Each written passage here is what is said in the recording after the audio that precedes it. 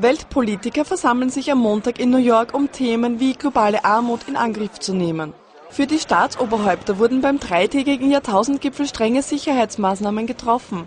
Nach dem Gipfel findet die 8-tägige Generalversammlung der Vereinten Nationen statt.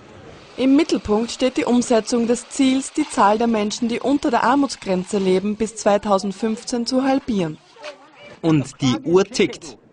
Ziele der Jahrtausendherausforderung sind es, schwere Armut und Hunger zu beenden, eine Grundschulausbildung für alle Kinder zu schaffen und AIDS, Sumpffieber und andere Krankheiten zu bekämpfen. Der französische Präsident Nicolas Sarkozy möchte Frankreichs Beitrag um 20% erhöhen, um die Ziele der Vereinten Nationen zu unterstützen.